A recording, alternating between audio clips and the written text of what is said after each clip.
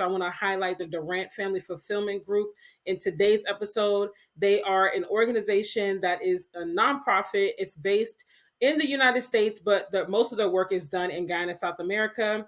Big shout out to my mom for being the CEO of that organization. And they help underprivileged people in Guyana. They provide resources and opportunities for equality, equity, and just to make sure that especially the young adults, the youth, and the elderly are getting the resources and access to things that they need. So make sure that you check out the Durant Family Fulfillment Group.com, just Durant Family Fulfillment Group.com. Make sure you check them out. You can give donations to the cause. You can see the work that they're doing, and more things will be added to the website. So big shout out to them.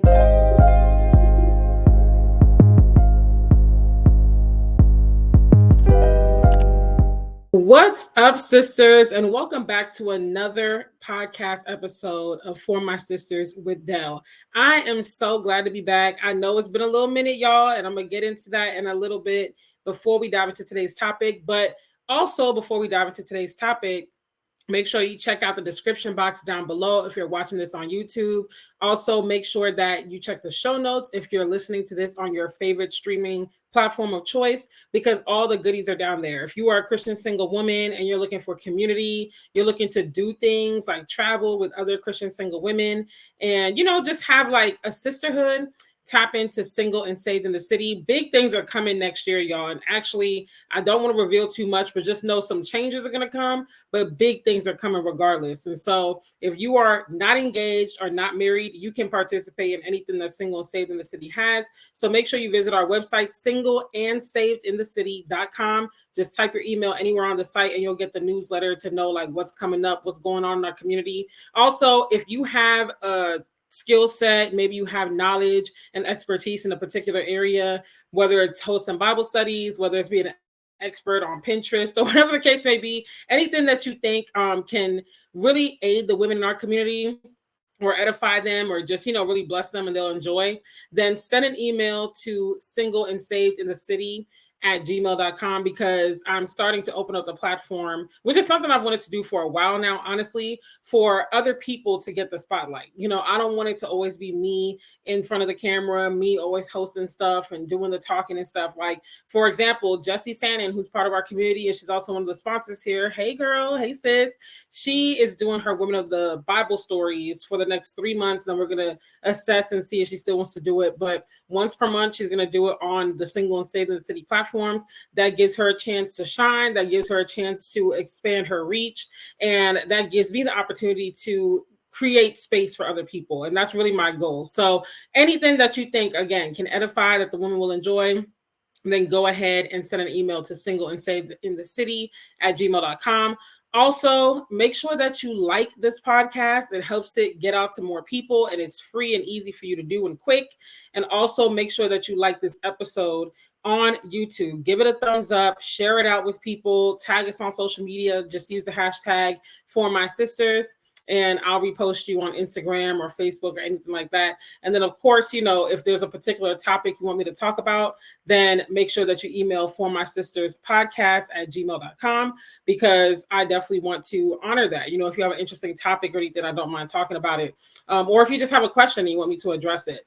Also, if you like to travel, like I said, we will be traveling, or maybe I didn't say it, I can't remember. But either way, we will be traveling next year with Single and Saved in the City, not for the getaway. So the getaway, if you had signed up for the wait list, that's pushed back to 2025 just because of timing and everything. And still going to be the same location and all that. So I'll put the wait list out at the beginning of 2024, but just keep your eyes and ears peeled for that one.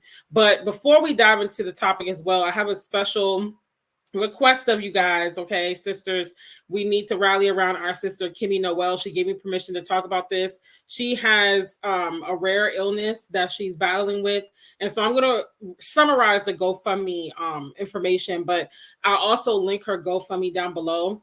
And I'm just going to read real quick what it says so you can understand. And then if you want to reach out to her or anything, I'll put out her Instagram page. You can DM her. I'm sure she won't mind if you're just like, what are some other ways that she might need help. But Kimberly gave up her career in massage therapy to homeschool her 6 children. Her husband has been a nurse for 13 years. However, Kim has been diagnosed with a rare disorder called the Nutcracker syndrome. 1 week after delivering her seventh child, this syndrome has been causing severe, debilitating organ pain that leaves her unable to care for herself, let alone her newborn baby. Her husband, Ryan, has been let go of from his job of 6 years because he had to bring Kim to multiple doctor appointments, which caused him to miss work at times, and his job did not want to work with him.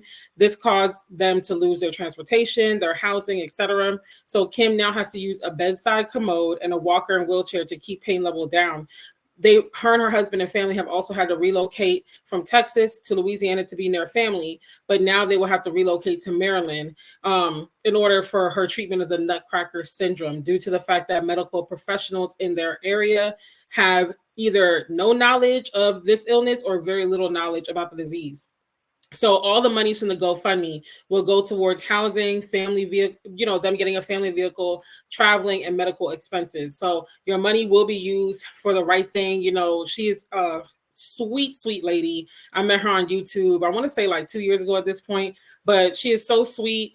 She's been a blessing to me. I know we haven't always had a chance to communicate in depth, but I know that if you have anything to spare, even if it's $5, help them out. I know that she would really, really appreciate it, and her husband will too. I have one child, and I know how difficult it is to just keep up with everything with one child, let alone 7 children. You can't care for your newborn. Those of us who have children, we understand how important that time is, how demanding of our bodies and time and energy that baby needs us, So again, check the description box down below, check the show notes. You'll see the GoFundMe link. Just give her anything you have. Nothing is too small, and it will be a blessing. And I know her family will greatly appreciate it. Kimmie, we're praying for you.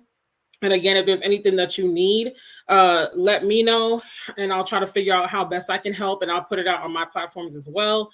And again, check the description box and show notes for her Instagram page, and you can reach out to her directly. Just tell her like Rondelle sent you, if you want to just see any other ways that you can assist. So, all right, let's dive into today's topic. That was a lot of intro. There was a lot of stuff going on, but I had to catch up, y'all. I have been so busy.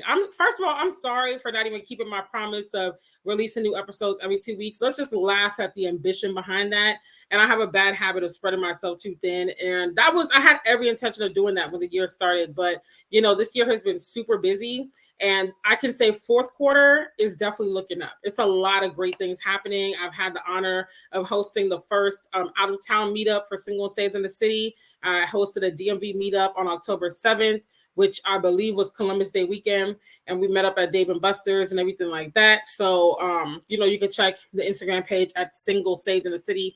You'll see the pictures and everything. Or if you're on the newsletter, you would have seen the pictures and the clips. But I'm actually about to put up a vlog on this YouTube channel for that as well. So you'll see that vlog and see a little bit more behind the scenes behind that event. But y'all, I'm going to be traveling to different cities next year for meetups. And so that's what I'm telling you to tap in.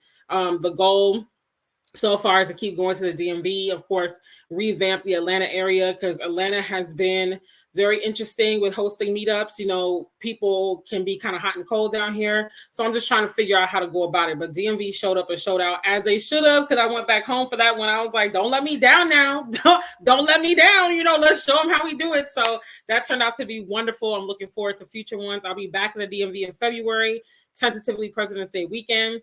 And then Lord willing, I'll be going to Dallas, Texas, or Chicago as well, and host the meetups next year. So Lord willing, that's the plan. Tap in, y'all. You don't want to miss out on all the great things happening, but it's been a lot. And then, I'm preparing to go to Guyana in December for the whole month. So I'm excited about that. I'm going to see my dad. Those of you that don't know, my dad is in Guyana. So that's going to be a lot of fun. I'm going to see my aunts, my cousins. Like, it's just going to be a blast. If you've never spent Christmas or the holiday season in the Caribbean, it's an experience. Like, it's a whole nother ball game. It's not so much focus on the commercialism and all that other stuff. Like, it really is about the experience, and the memories and stuff, and the food and just the weather, and you're on the beach or the seawall in Guyana, and you're just having an experience. Like, it's a whole vibe, y'all. So I'll be vlogging all of that, but it's been a lot of great things happening. Your girl's dating. I'm not going to reveal too much about that right now, but just know if and when the time comes, I will definitely let you guys know. But things are looking up, and I'm just like, it kind of goes hand in hand with what I'm going to talk about today. So I'm going to segue into the friendship breakups, as you can see from the title. But I feel like there are certain things that God is not going to release into your life until certain people are out of your life, whether that's certain family members, friends, lovers, whatever. I really believe that. Like, I know my life has been marked by that. When certain people leave, it's like the floodgates open up and God pulls me back into himself. And I think it's something to be said about when God is the center of your life and you don't lose that fervor that you have for him, because sometimes people can just pull you away from him and you can end up becoming something or someone that you're absolutely not. So the company that you keep is very important. Like, you really got to pay attention to that and pay attention to how your relationship with God is being affected. So, basically, I wanted to talk about this topic today because I know I'm not the only one, but, I've been through my fair share of friendship breakups. And I personally feel like a friendship breakup is worse than when you break up with a romantic partner. I don't know. Like, it just hits different. Like, a romantic partner hurts. Trust me, I've had my heart break with that too.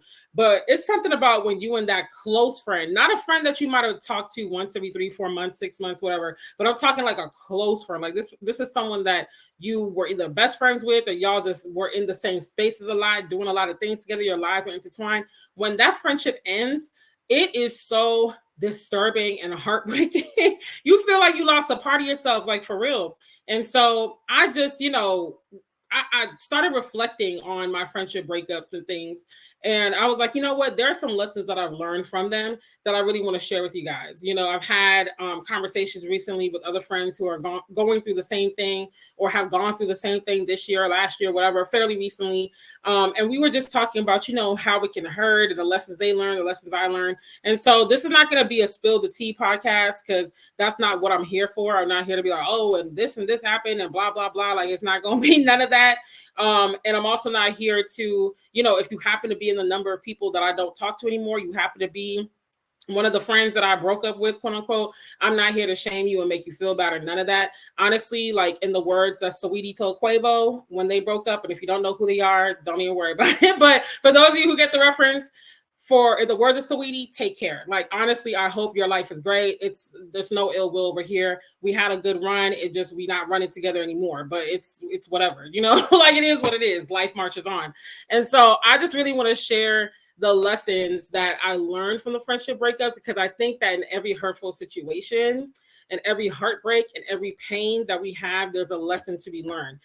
Even when it hurts, even when it still feels weird, because sometimes it's not really like heartbreak that you're feeling, but you don't feel like yourself. It's almost like an outer body experience. And you're like, I feel weird right now. Like, I don't know what to feel. I don't know if I should be angry, if I should be sad, if I should be disappointed, if I should feel shame, if I should feel guilt, like loneliness, like, I don't know.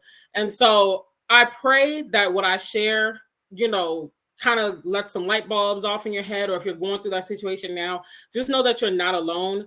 Like I said, I've been through my fair share, and I just really wanted to share these points because God was like really putting it on me. Like, okay, this is what you can learn about yourself. This is what you can learn about life in general from these situations. So point number one, when you're dealing with friendship breakups, you want to know, well, friendships, period, because some of these will kind of also relate to romantic relationships. So you can use it how you want, because maybe the heartbreak you're dealing with now is more romantic than just platonic friendship. But either way, these are the points. Point number one, know the type of friend you are and the type of friend that you need.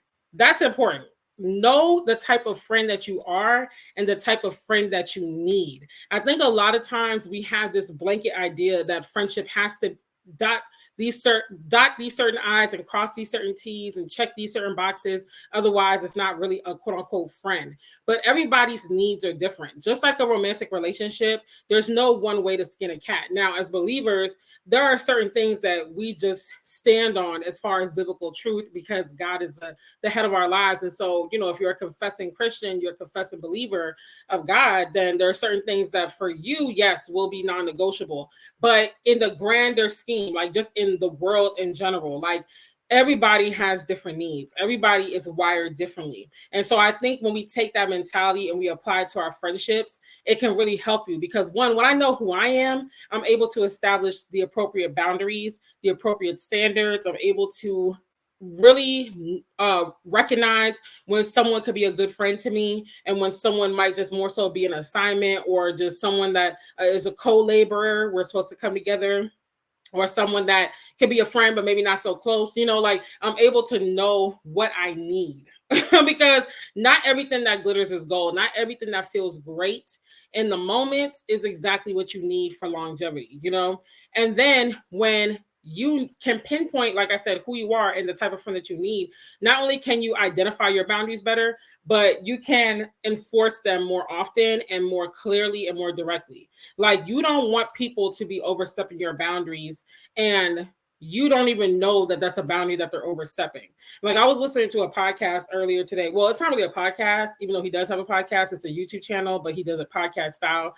Love him, absolutely love him. And he was talking about the Jeannie Mai and Jeezy divorce, which people have been talking about for, I feel like, some months now. I don't know. I can't remember when exactly they announced it, but I know it's been a minute. Like, it's been in the news for a minute, which, I hope that they can amicably come to a conclusion and all that. But he was just talking about an interview that Jeezy did with Nia Long, where Jeezy was saying that he's been like a quote unquote, and I'm paraphrasing, he's been a quote unquote good person 99% of the time, good intentions, whatever.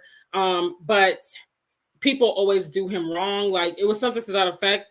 And so the guy that I was listening to that was like reviewing this interview, he was like, if people are always doing you wrong, it's really a question of your boundaries. Like, you're not enforcing your boundaries enough.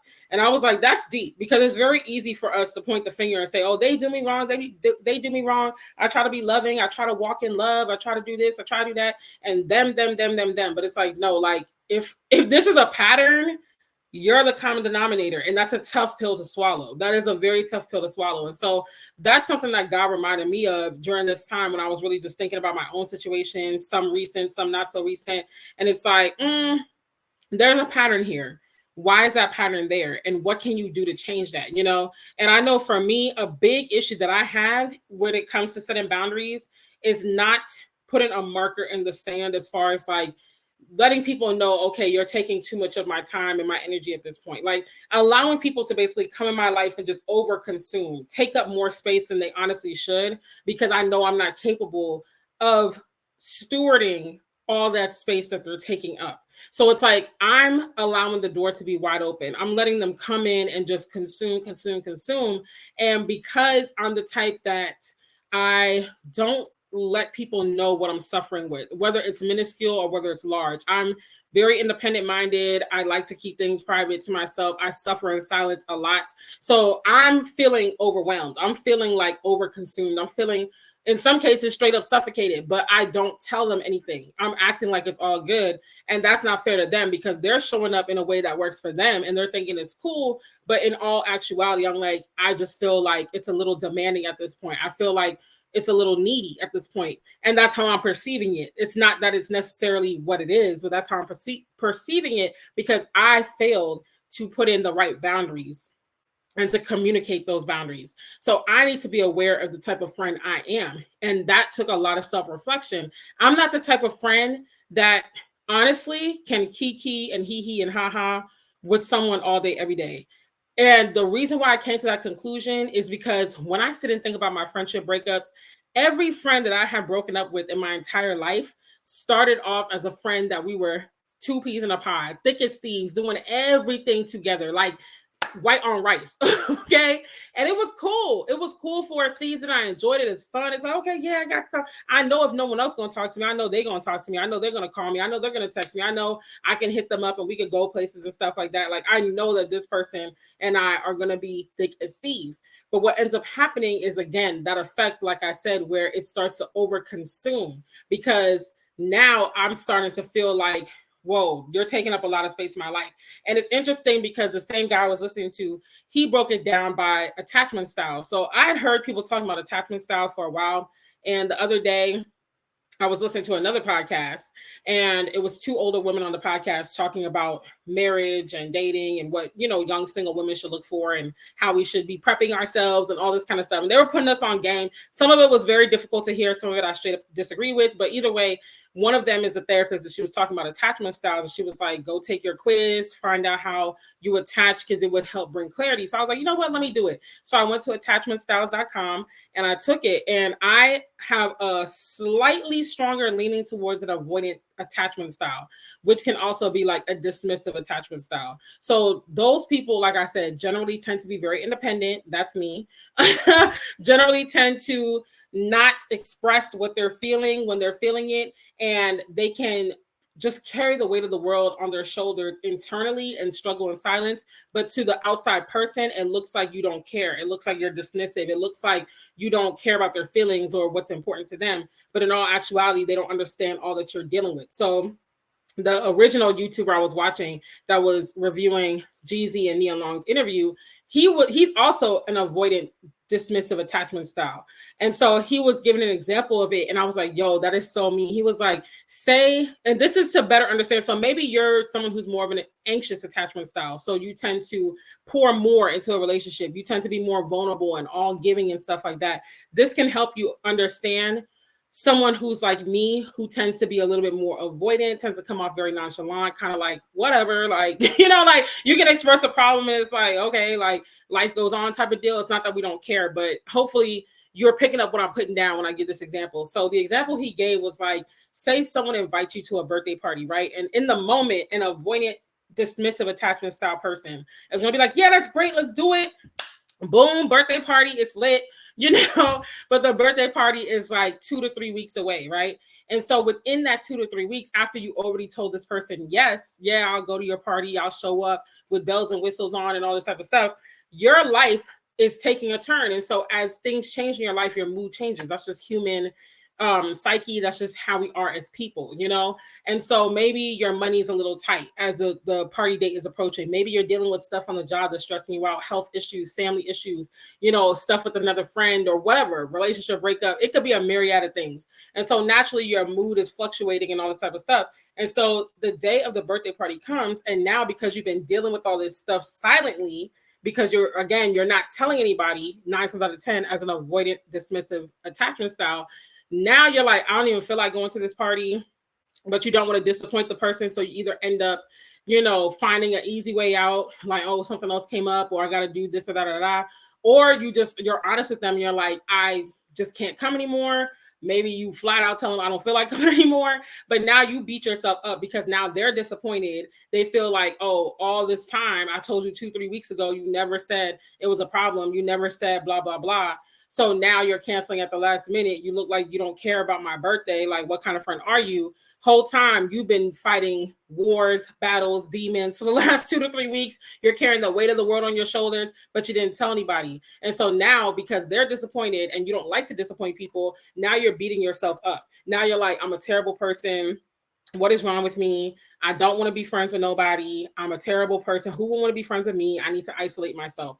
And as we know, when you isolate, that's when the devil attacks the hardest. You know, we need community. I'm not saying you need to be friends with millions of people, but you need healthy community. And so when he broke it down like that, I was like, oh my gosh, that is so me. Like, a lot of times I realized that too, that me as a woman, I carry a lot on a daily basis. And I don't tell a lot of people what I'm going through. And some of that is a trauma response. I'll be honest, because I've told people and it backfired, or they like use it against you, or they try to pull the same stunt somebody else did, you know? So I just keep things to myself.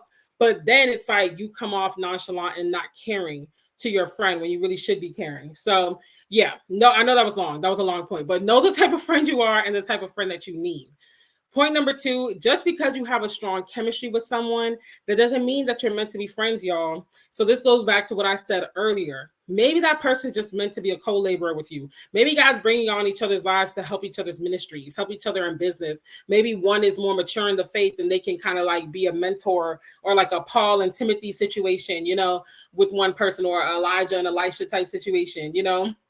Maybe this person is just meant to be an assignment. Maybe you're meant to literally like come in their life and help with something, and then either straight up leave or just create a bigger distance. Like, we have to discern when people come in our lives, because a lot of times, many of us are walking around here lonely. So I did a podcast episode several months ago. You can look on the streaming platform you're on or YouTube, just go back, you'll see it. I can't remember what episode number it is, but I was going over the Surgeon General's annual report about loneliness being the greatest epidemic in epidemic. I had to think. I was like, it's not a pandemic because pandemic is global, but the biggest epidemic in the United States. Most of us are suffering from loneliness. And because of that, that's why we have higher anxiety, higher stress, higher, depression and things like that, because we're lonely. We're a very isolated society. We were already like that before the pandemic. The pandemic just made it worse. And so because of that loneliness that's just ever peaking, when you meet someone that you have a little spark with, it could be easy to be like, oh my gosh, finally, like, I'm not alone, someone I could cling to. And it's just like, nah, like, take that to God, because you can be clinging to somebody that in this season you're not supposed to cling to. Sometimes I feel like we're out of season too with these friendships and these relationships. It's kind of like when people say right person, wrong time or something like that. Yeah, right person, wrong time. It's kind of like that. Maybe in this season, y'all were just supposed to be co-laborers or whatever. But maybe 2-3 years from now, y'all meant to be closer friends, or maybe you're just meant to be friends for this moment, but not forever. And that's another point that I have. Like, most relationships will not last forever. There's literally a season for everything under the sun. The Bible says that, y'all. And I think that me really digesting that fact and really understanding that, like, yeah, like, most of these relationships are not going to last forever. Again, whether that's romantic or platonic, most people you meet in life are not going to make it to the finish line with you. And when you keep that in your mind, I don't want to scare you and make you anxious and have you be like, oh my gosh, like, you're going to leave my life too. You don't want to walk around with that chip on your shoulder, but it would help you better navigate when the friendship breakup happens or the romantic breakup happens, because you're like, you know what? This person was here for a season, and whatever season they're there for, they're there to teach you some things. They're there to highlight some things about you to you. Every relationship, friendship I've had has made me the woman I am today. I've learned more about myself. I've learned more about what I can tolerate, what I will not tolerate, what my quirks are, my pros, my cons, my weaknesses, whatever. And so when you think about it like that, it does help you heal and move past it a little easier. Some things are going to hurt more than others, but it will remind you, like, God is in control. Like, no one is constant and forever in your life except for God, period. Like, and so when you remember that, again, it just makes it easier to navigate. So you're not always thinking about, oh my gosh, this person left, that person left, this person left. No, like, even Jacob and Laban in the Bible, in the Old Testament, they got to a point where they're like, we got to split, and nothing happened. It was no drama. It was no like, oh, you slept with my wife or this or that. It literally was just like, listen, what God is doing for you is too big to pair with what he's doing for me. Like, it's getting to be overcrowded now. It's getting to be suffocating, Now it's best that we split ways. You go your way, I go my way. God be with you. And that's it. It's no beef, it's no drama, but it's like we ran our course. Like I said earlier, we ran our course. And now it's time for us to go. Now it's time for us to split. And so it's like, when you split like they did, you're able to really spread your wings. But when you try to hold on to someone, again, platonic, romantic, and it's past that season, you're stifling your own self and you're stifling them, because God is like, it's time for you to part ways. You carried each other through that valley. You carried each other through that season, up the mountain, whatever. It's time for you to go now. You have other people to tend to. You have other things to do. And you'll be able to tell sometimes when it's God, especially if you're really seeking God, because you'll feel it. You'll feel the discomfort. You'll feel the stagnation. Sometimes it comes in the form of you're growing and evolving, and you feel like this person's keeping you back. Like I said earlier, that person pulling you away from God. Maybe when you first met them, you were on fire, you were fervent, you were like getting it. And you notice as you've been friends with them, you're getting weaker and weaker and weaker and weaker in your walk. And it's those small little foxes, like they say, that pull you away over time. It's that slow fade. So things that used to be hard for you to say yes to, now it's easy for you to say yes. And now you're just completely wallowing in that sin or in that distance from God, rather than grieving it and being like, you know what? I got to fix this. This ain't right. Something ain't right here, And so maybe it's that. Sometimes it comes in the form of discomfort. Like I said, you're like, I just feel like it's time for me to go. Maybe you can't even really put your finger on it. And you're like, nah, like it's it's time for me to go. Sometimes it comes in the way of you guys are just different people. You just evolved into different people. And it's like, you know, how can you really walk in unison if y'all are so different? I'm not saying again that all your friends need to be identical to you, but there needs to be some foundation of unity and walking along the same foundation. Otherwise, it's just going to be all over the place, you know? As far as your close friends, now acquaintances and you know, distant companions and stuff, that's a different story. But your inner circle, you need to have a solid foundation and you need to have some sense of unison there. So, you know, but keeping in mind that most relationships, majority of them in your life are not going to last forever, that will help you a lot, you know? But yeah, remember too, the other point, like I said, just because you have a strong chemistry, that doesn't mean you're meant to be friends. Like tread lightly when you're getting to know people and keep God in the process. The fourth point that I have now, because I think I skipped around, is be wary of people who are overly nice or generous out the gate. Now, I'm not going to say if someone is really being kind to you, or really, I want to stick to the word nice, because I feel like kind is something that will just prove itself over time.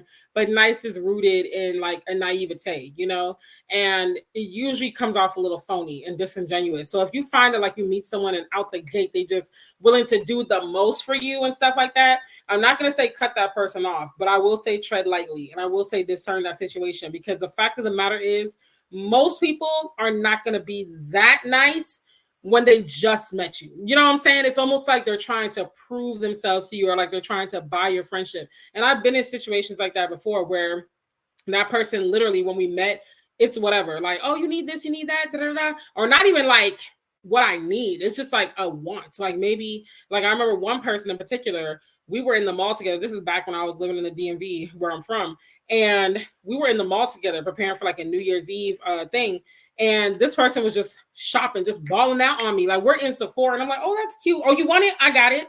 Oh, that's really nice. I would like to, okay, I'll buy it. Like, and it's almost like, whoa, like, like it's weird. And it kind of gets you caught off guard, because you're like, okay, like this person's very generous. Like they're very free-handed, you know, like maybe they're just really a nice person. But then over time, that person completely flipped and they became extremely stingy and stuff like that, where it mattered, you know? And so that's what I'm saying. Just be weary, just tread lightly, because again, most people are not that generous and that nice out the gate and that giving and stuff. You'll know, like you might not have seen it yet, but when you see it, you'll know. And those of you who have seen it and experienced it, you know what I'm talking about. And also I would add, discern the hand attached to that help, because not everybody that's talking about, oh, I want to help you and I want to be kind and all that, is really doing it out of a genuine, sincere place. Sometimes people are honestly helping you to feel better about themselves. Like, I helped this person, I've helped this, I've helped that, I do this, I do that. Going back to like what Jessie said, like, oh, I'm so kind and I'm so this and that, but 99% of the time people hurt me.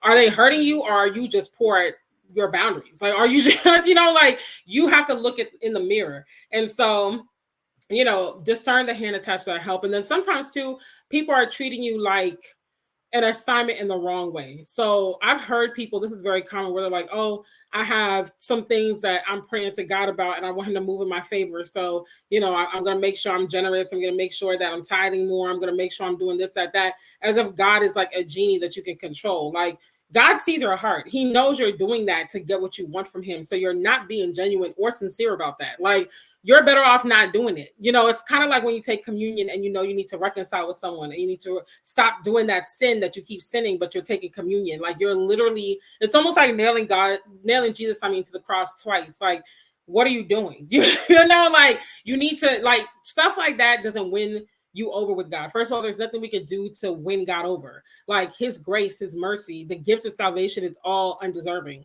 Secondly, you're not fooling anybody but yourself, because God does not work for you, quote unquote, in that sense. Like, he's not your lackey. He's not your slave. We need him more than he needs us, honestly. You know, and so it's just one of those things where it's like, you know, just be aware, because sometimes people are doing it just so they could get something from God.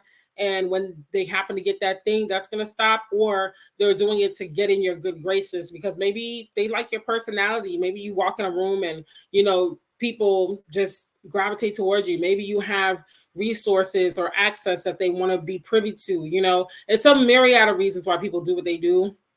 but just be careful how you're taking things from people and how you're accepting, their gifts and their quote unquote generosity. Discern everything, discern every spirit. Not everything that glitters is gold, y'all. Not everything that glitters is gold.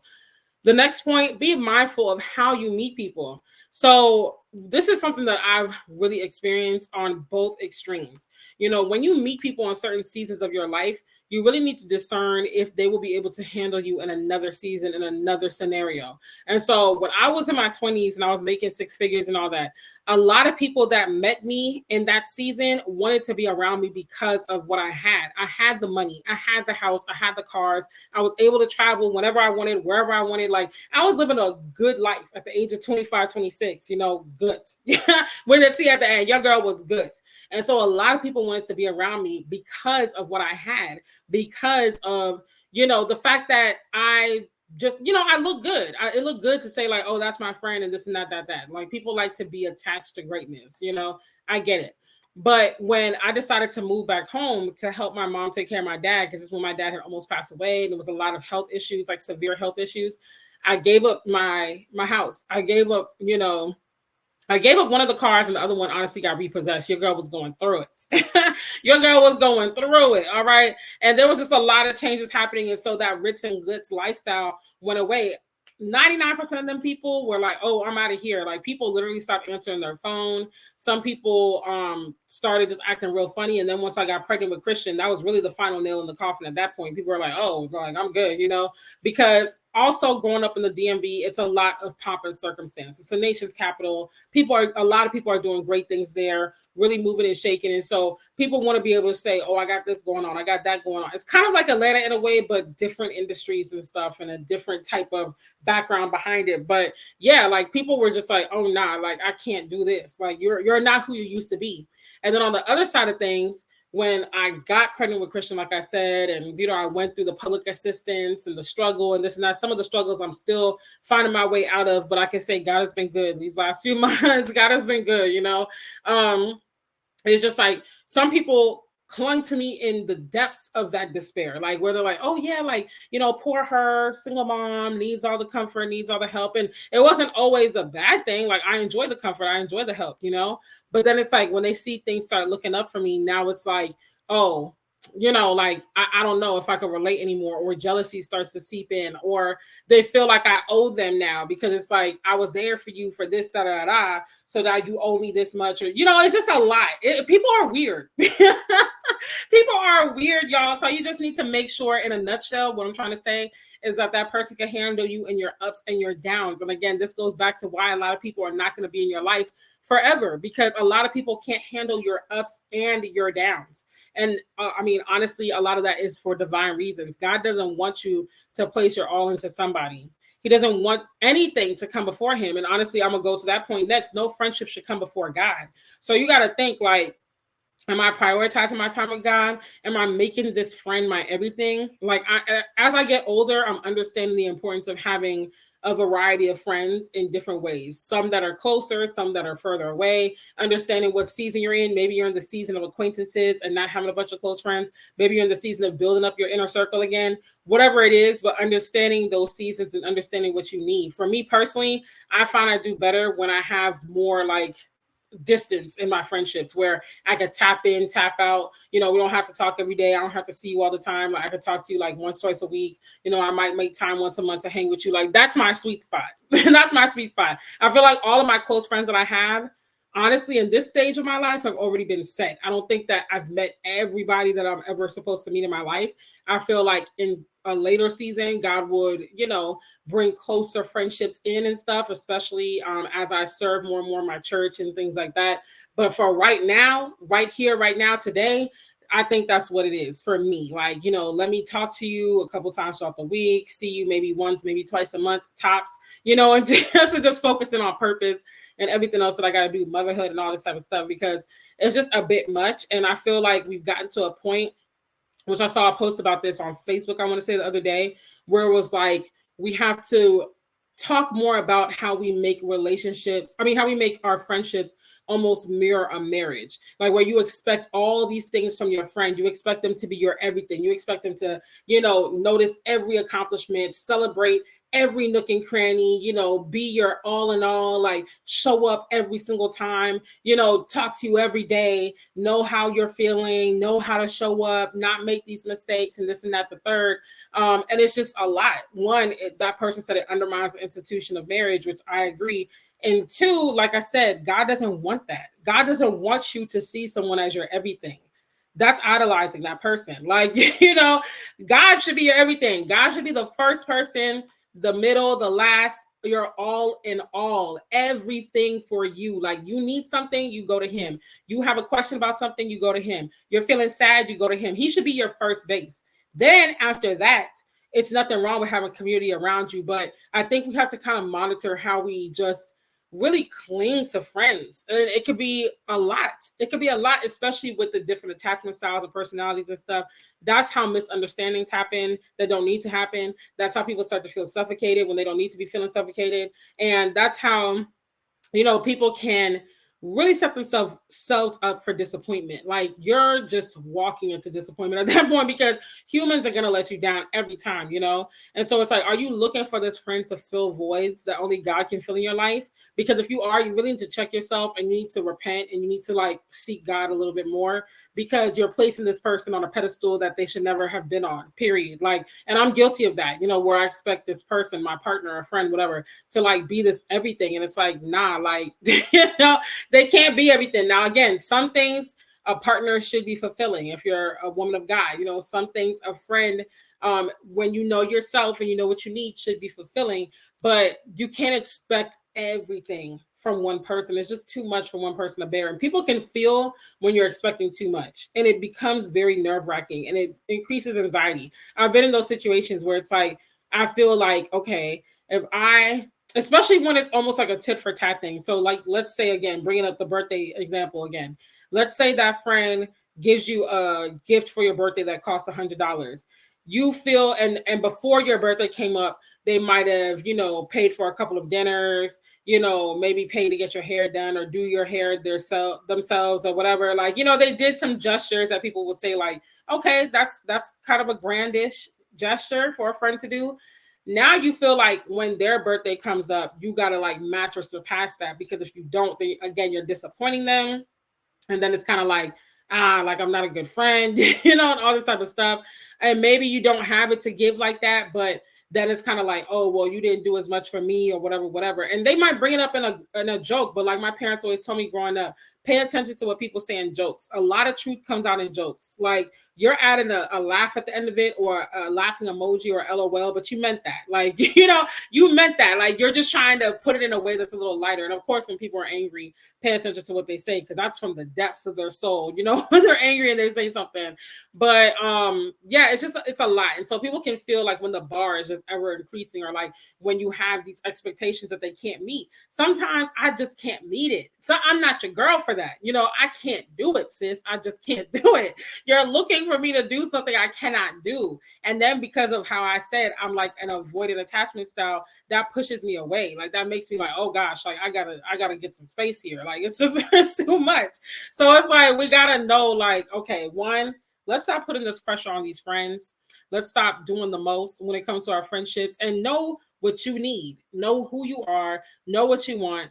And, if someone is not able to be that for you, that's fine. There's more fish in the sea. There's a friend out there that can be that for you in that season, but that's not me. Like, don't try to make somebody be something that they're not. Like, and that goes for dating too. That's a word. That is a word. Stop trying to make these men be something that they're not. Okay. But that's another podcast episode for another day. So the last point, actually, I think it's two more. Yes, two more. The next point, what does this person value the most? So is this something you're willing or able to deliver on? This goes back to just knowing like where they place the most emphasis, because like the word says, where a man's treasure is, there his heart will follow. Like, you'll know what someone values. Money is a great way to pay attention to this. What do they spend the most money on? That will tell you what they value. What do they talk about the most? What do they focus in on the most? That would tell you what they value.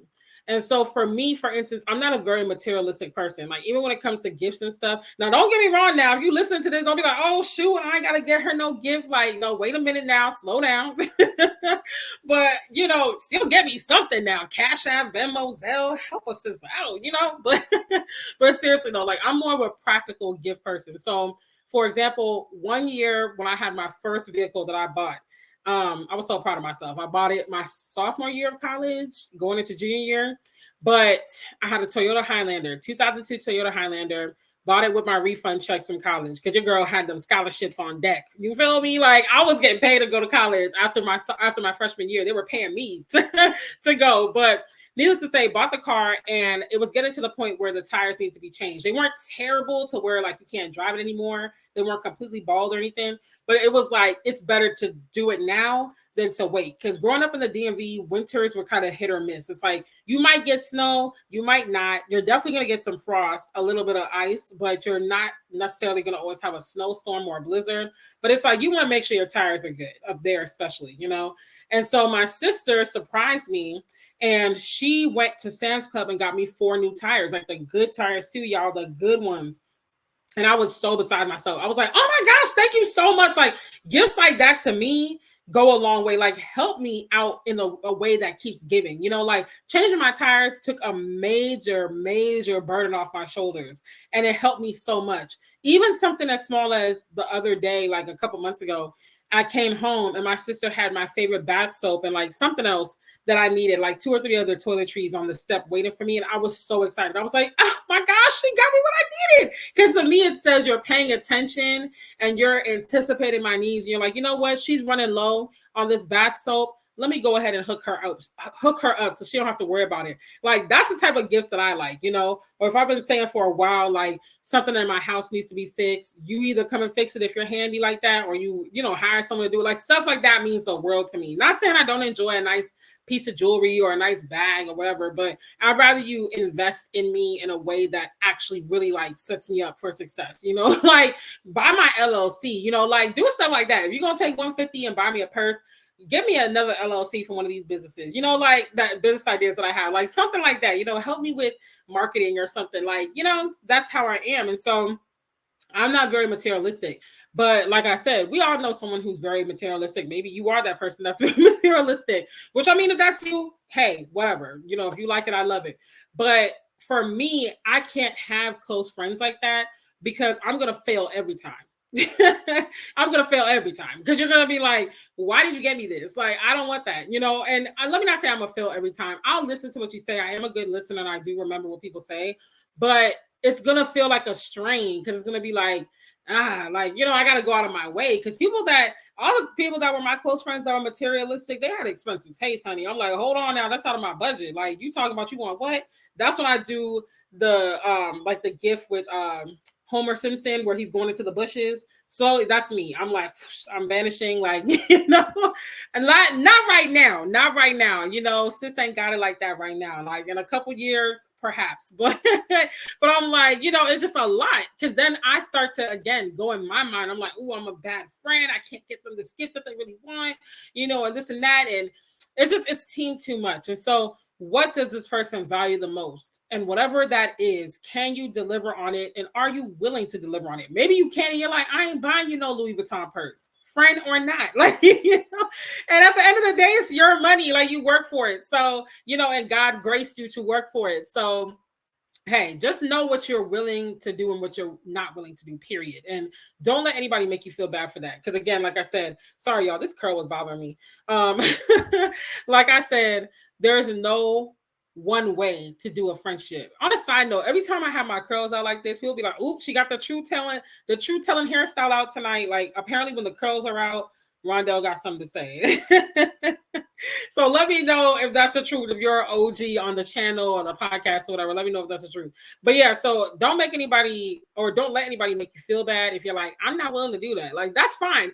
I'd rather us be more honest with ourselves than to lie and be like, oh yeah, I could be this friend for you. And no, you can't. And that's okay. Like, just tell me now so we can spare ourselves the drama later, And the last point is, loneliness is a trap that the enemy uses against us. So loneliness is honestly, I'm convinced at this point that loneliness is a trick of the enemy. Not saying that we never feel lonely, or if you feel lonely, like, you know, the devil's possessing you or something. It's not like that, but I just feel like we focus so much on the negative in our lives. We focus so much on what we don't have, who's not around, what we need, and all that. We never focus on who is there, what do we have, how well are things going, like what is going well, you know? And again, that's just our mind. We tend to err on the side of negativity, but loneliness is a part of that. And when we feel lonely, we will be entertaining people and keeping company with the wrong people for a bad season that's lasting too long, or just for a lifetime. Like, you know, you will literally be entertaining and keeping company with the wrong people that you have no business talking to. And like I said, that can last for a season that's too long. Any amount of time is too long when it's not the right person that God ordained for your life, or it could just be in your life, period. You could get married to the wrong person. You could end up doing business dealings with the wrong person. And now it's a whole, you know, bunch of loops and stuff you got to jump through to separate yourself. Like, it's just a lot. And so when you're in those seasons where loneliness is really weighing on you, where you're like, dang, I ain't got no friends. Ain't nobody calling my phone. Ain't nobody trying to date me. Don't nobody want me. Like, you know, I'm lonely. Like, it just seemed too much. Like, really ask yourself a few questions. For one, ask yourself, am I bored? To be honest, sis, sometimes you're just bored. Sometimes you're just bored and you just need to find a hobby. You need to go for a walk. You know, you need to watch a movie. You need to, like, not have an idle mind. It's like they say, like, an idle mind is the devil's workshop. When you are sitting idly and you emphasize too much idleness, it's not a good thing. You know, I'm all here for rest and stuff like that, but and having some downtime. But like my good sis Molly said, if you don't follow her on YouTube or subscribe to her channel, Molly's Story, and on all social media platforms. But she did this really good YouTube video a couple months ago talking about how we've idolized rest. I can't remember if that was like the full one of the video, but I know that she was talking. No, you know what? I think it was her video about motherhood and like finding the joys of motherhood and stuff. And she was like, we idolize rest in today's society. And that's so true. Rest is necessary. God himself created the universe, the world, everything, and he took a Sabbath, you know. So I'm not saying don't rest, but we have this idolization and this like fetish with resting. Like, I want to rest, I want to rest, I want to rest, I want to rest. Like, I need to rest, you know. It's just like sometimes too much rest leads to boredom. It really does, because now you're idle when you could be doing stuff. And that leads me to the next question you need to ask yourself. Am I doing what God called me to do in the season? You're so hyper-focused on resting, but you still got an assignment, sis. God told you to do that thing weeks, months, sometimes years ago. You've been said at the beginning of the year, this is my year. I'm going to do this. I'm going to do that. But every time you turn around, you're doing nothing. Like, just to be blunt, and I hate to come for your edges like this, but you're doing nothing. I work very hard. A lot of the people I know work very hard. But the difference between you being obedient and accomplishing certain things and you not accomplishing those things is you being able to put in that extra 1% to 2% to actually get her done. You know, get it done. Stop overemphasizing this resting, because honestly, some of y'all resting too much. You don't need to be over resting. Schedule your time. Make sure you have a Sabbath, but it's time for you to work, sis. It's time for you to work, point blank, period. The next thing you need to ask yourself is, am I nurturing my current relationships enough? Sometimes you're feeling lonely because you are just not being a present person in the relationships that you currently have. So going back to the example of me, like I said, in this season of my life, I'm pretty sure and convinced that God wants me to just really hone in on like assignment, motherhood, like my main ministry, my first priorities and stuff like that. But I also can't fully neglect my friendships. I can acknowledge, like, okay, in this season, I can communicate this with them too. In this season, I'm not in the place to be where I can really just like be on the phone with you, kikiing all day, every day, or sending voice notes or whatever the case may be. I'm not in a season where I could be pulling up to every dinner outing, every brunch, every this, every that. Like, I kind of have to duck off a little bit, but I'll try to still check in. I'll send a text, I'll send a voice note, I'll call. If you live close and you don't mind, I'll drop by, like, you know, stuff like that. But how I used to do friendship at the age of 21 is not how I could do it at almost the age of 35. Like, you know, I'll be 35 at the end of this month as of when I'm taping this episode. I can't do it the same way I did it back then. Like, things are different. I have different priorities, different responsibilities. And honestly, I'm just hungry and thirsty for different things. And I'm in a season where I really am hungry for purpose. I really am hungry for everything God wants me to do. Like, I just want to dive headfirst into everything that God wants me to do. And it's like, if you're going to take me away from that, it's not that I'm going to cut you off, but there will be a little bit of a distance there, because unless you are running that race with me, unless we are both like, boom, we're getting after it, I'm going to have to personally create a little distance. Like, that's just what it is for me right now. A year from now, it might be different. 2 years from now, it might be different. But you have to ask yourself that question. Am I nurturing? Am I doing my part within my capacity in this season to nurture the relationships in my life, or am I just completely ghost? Like, I ain't returning text messages at all. People don't call me 6 months ago. I haven't called them back. Like, am I just completely dropping the ball? Because if that's the case, then yeah, we do need to be an active participant in our relationships. But you can communicate with your relationships, your friendships, and say, this season I do have to pull back a little bit. Like, I can't be as present, but I will still tap in. And if you got to put something on the calendar, put something on the calendar. I'm fully in my calendar era.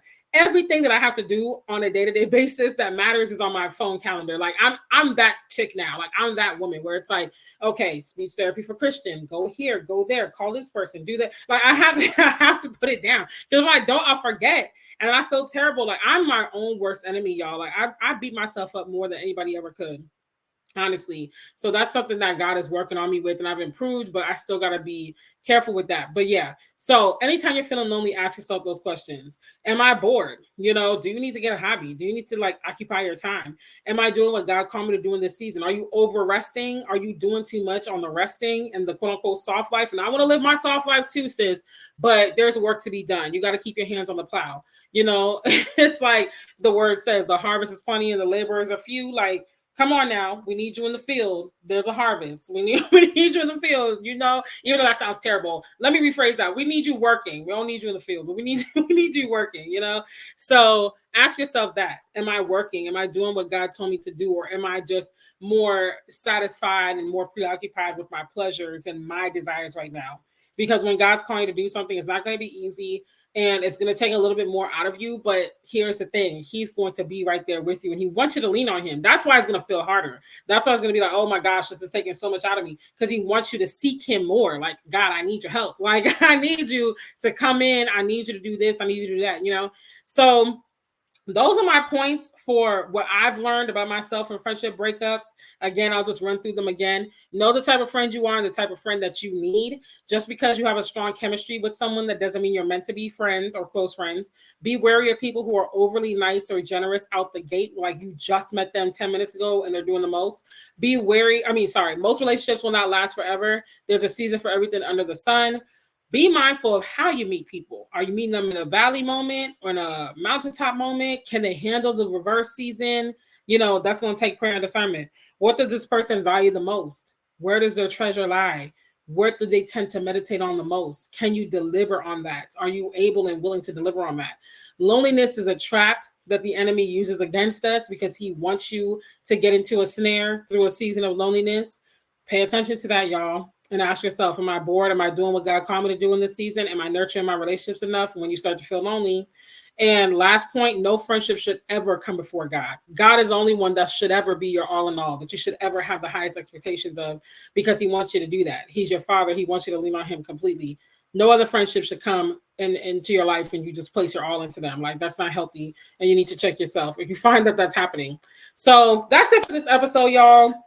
Again, I'm sorry I've been ghost. I'll try to be more consistent. Even when I'm in Guyana, if the Wi-Fi is good enough while I'm there, because I believe this is low-key rainy season, because they only have 2 seasons there, dry season, rainy season.